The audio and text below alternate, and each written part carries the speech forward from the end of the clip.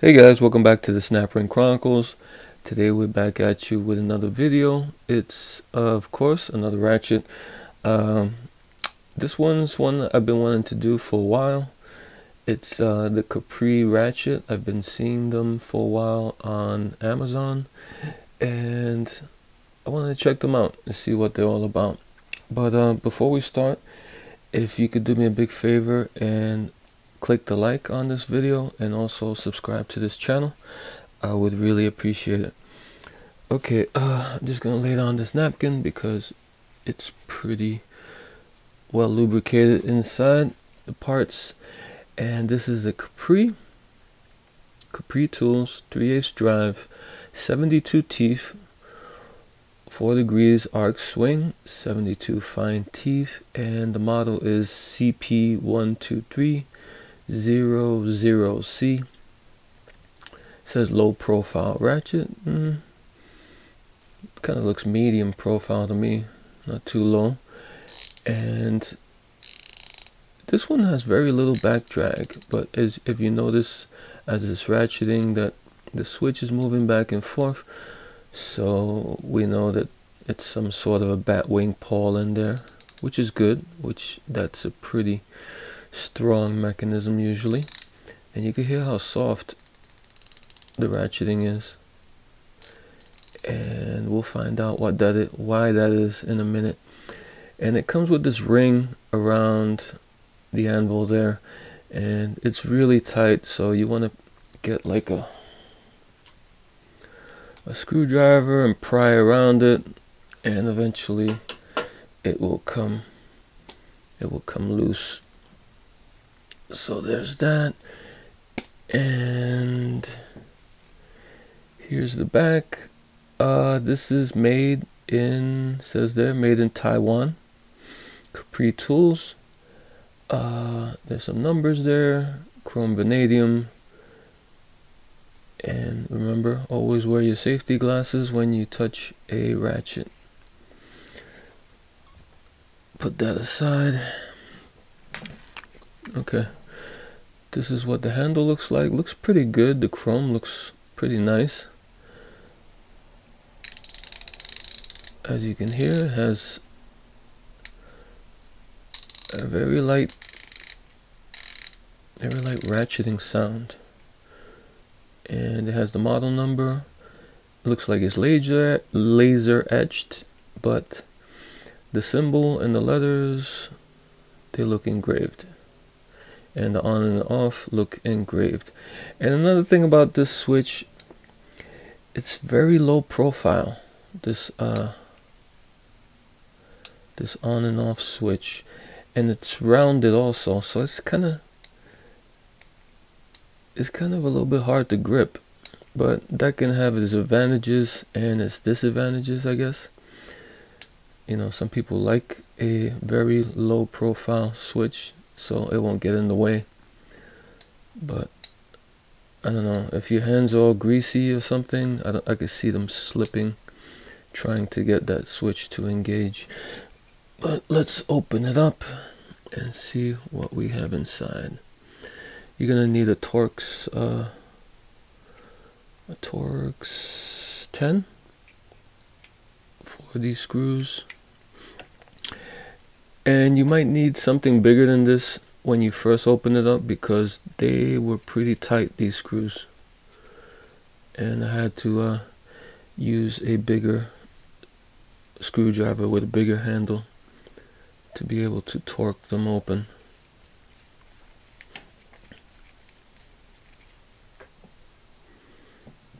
Okay, these are the screws. You see, they're pretty greasy already. They have some Loctite on the end. Let's open it up.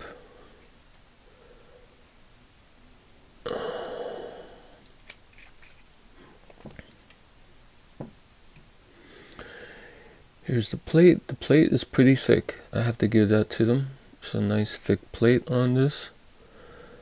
I wasn't expecting a thick plate. I was expecting maybe something a little bit thinner. This ratchet, by the way, costs, I think right now, or when I got it, it was like $16.15 or something. I think it's usually like $16.99. I think last year was like maybe $14.99. So it's gone up a little bit. Let's take out the gear, and you can see that this is well greased with a thick kind of grease, like a super lube kind of grease. It's clear.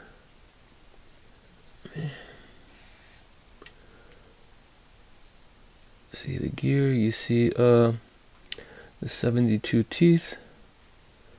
The ball detent looks pretty well centered there. Looks well done. And let me see. No, it doesn't come with a rubber gasket or anything around the anvil. So no rubber gasket. And here we take a look and we see how much there is a good amount of that grease all over. That's why the ratchet is so quiet. There's all this grease dampening the ratchet mechanism. Let's take this out. And here we see all of that grease. Looks like it's super lube. Let me just wipe this off real quick. Just give me a second to get a lot of this grease off so you can get a better look at it. Okay, there we go. You see it's 1, 2, 3, 4, 5 teeth per side. And this is the back of the paw. This is the front. See, underneath is just a bat wing paw. It's pretty wide. So I guess it compensates for having the smaller teeth with the wideness of the paw. And it compensates in the number of the teeth, because usually the older bat wings have like 1 or 2 teeth. And this one has 5. And there's a ball. Let me get the switch out. Actually, the switch comes out from the inside. See the ball fell out.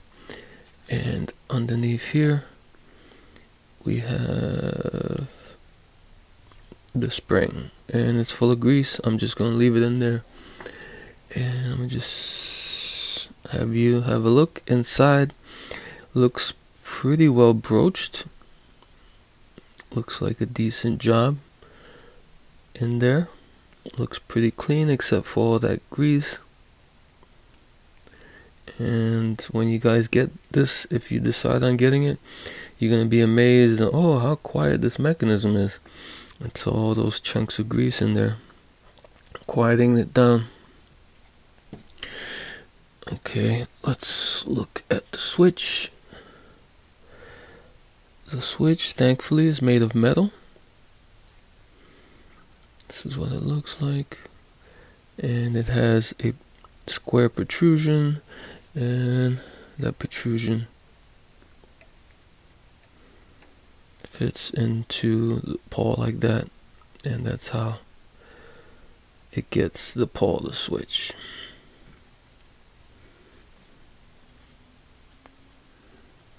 Here's the ball. Not much to see there. It's a decent sized ball though. It's not that tiny. And yeah, so that's pretty much it. And to get all this back together, I would take the switch first and stick the handle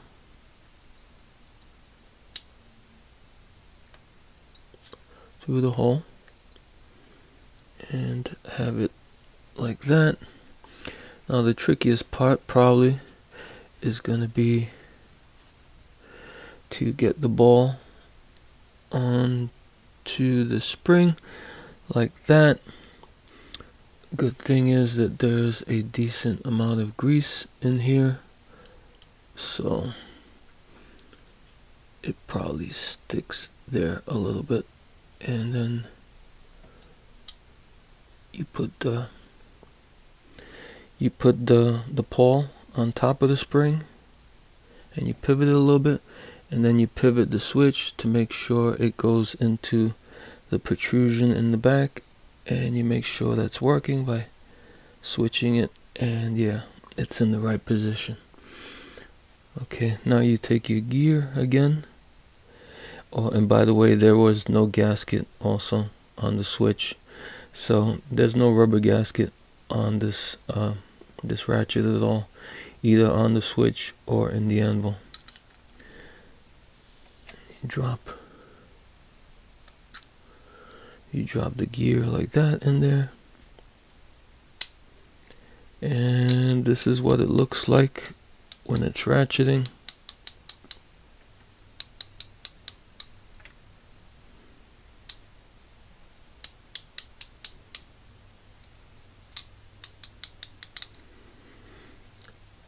And then you just take your plate, you pop that on there, your screws, you put them in the holes, and you just tighten them down. As always, you don't want to go crazy on these screws because you don't want to strip them out, because you might not be able to get another set of screws like this. Hopefully you would, but you know, who wants to go through all that? If you want it nice and tight, just put some Loctite on the screw tips to so they won't move. And yeah, that's it. I kind of like this ratchet. I like the mechanism. It's 72 teeth, and I kind of a little cautious about that many teeth on a batwing, pawl like that, but it's kind of, like I said, it was compensated through, like, there's 5 teeth plus their wide teeth. So I think that's a pretty decent compensation for having too many teeth on the mechanism, on the gear. So yeah, I think that this is a pretty good, reliable style ratchet. I think this is probably better than the ones you see with the 2 pawls, the Plum Proto style. Those are pretty good. That's a tried and true mechanism also. But I think as far as strength, I think that the bat wings have a little bit of an edge over those mechanisms. This kind of reminds me of an OEM, or one of those old AutoZone ratchets that OEM is now making, that have the batwing paw, but those, they only have 36 teeth, and I think they have 2 teeth on the batwing paws.